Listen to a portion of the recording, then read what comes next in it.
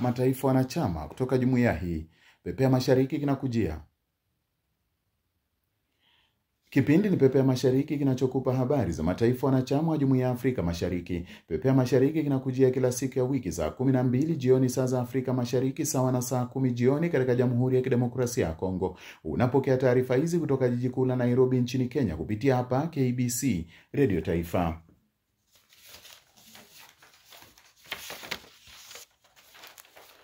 Habari zilizopewa kipaumbele katika Pepea Mashariki hii leo. Huenda idadi ya watu ambao wamefariki kutokana na mafuriko nchini Demokrasia ya Kongo ikaongezeka. Maaskofu wa kanisa Katoliki kutoka Burundi na Rwanda wametoa wito kufunguliwa tena kwa mipaka kati ya mataifa hayo mawili ya Afrika Mashariki. Rais wa Tanzania Samia Suluhu anatarajiwa kufanya ziara ya siku 3 nchini Angola kuanzia Jumatatu hii. Kumbuka taarifa hizi unaweza kuzisikiliza kupitia tovuti ya KBC Radio Taifa. Andika radiotaifa.kbc.co.ke/vipindi. Karibu tupepee Mashariki, langu jina ni George Swaka.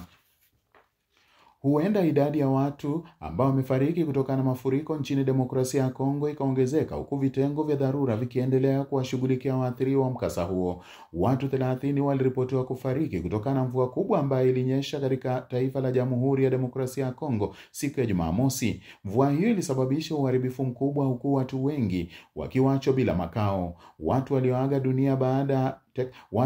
dunia baada ya kuzidiwa na maji, huku wengine wakifariki baada ya kuangukiwa na nyumba zilizoporomoka. Mara nyingi mafuriko huathiri jiji la Kinshasa ambalo linakaribiana na mto Kongo ambao ni wa pili kwa ukubwa barani Afrika.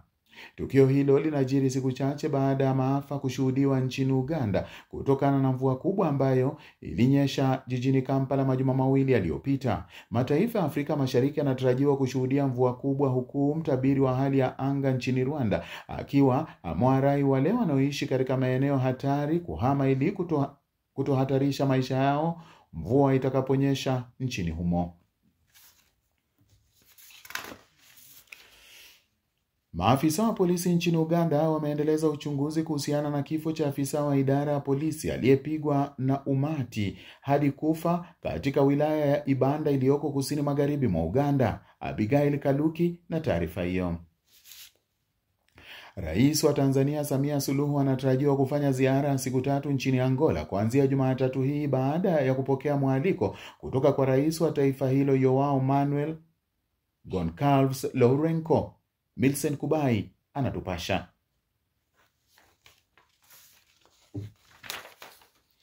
Maaskofu wa Katoliki kutoka Burundi na Rwanda wametoa wito wa kufunguliwa tena kwa mipaka kati ya mataifa hayo mawili ya Afrika Mashariki, wakielezea wasiwasi wao mkubwa juu ya kuendelea kufungwa na athari zake kwa raia. Maaskofu hao walikutana juma lililopita wakiwarai viongozi wa mataifa hayo mawili kutatua tofauti zao kwa njia ya amani na kidiplomasia ili kuhakikisha usafiri wa watu, bidhaa na huduma hazitatiziki kivyovyote vile. Viongozi hao wa kanisa Katoliki pia wamelaani kuongezeka kwa matamshi ya chuki na uchochezi wa ghasia, wakionya watu ambao wanahusika katika mizozo ambayo imekuwa ikishuhudiwa.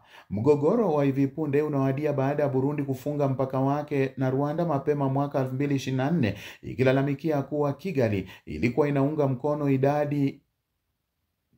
Mgogoro wa hivi punde unawadia baada ya Burundi kufunga mpaka wake wa Rwanda mapema mwaka 2022, ikilalamikia kuwa Kigali ilikuwa inaunga mkono kundi la Red Tabara ambalo linaaminika kutekeleza mashambulizi nchini Burundi. Uongozi huu wa kanisa Katoliki umeelezea wasiwasi wake kutokana na kuongezeka kwa ukosefu wa usalama mashariki mwa DRC ambayo imezorotesha haki za binadamu katika eneo hilo.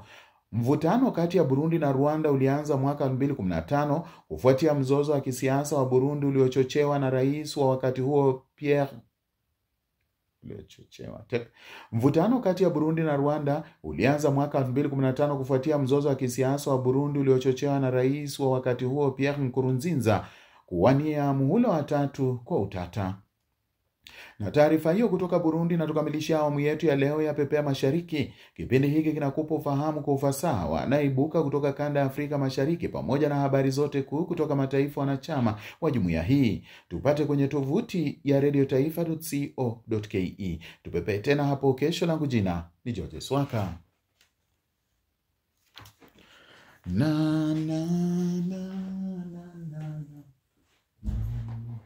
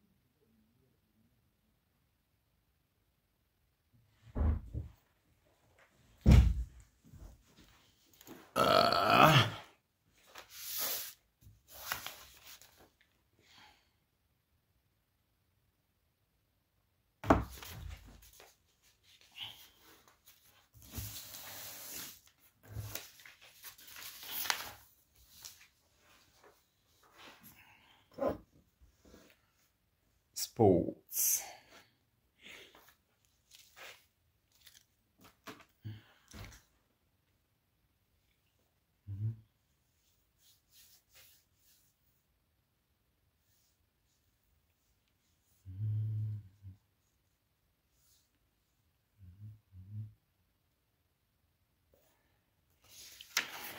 Hujambo msikilizaji na karibu ndani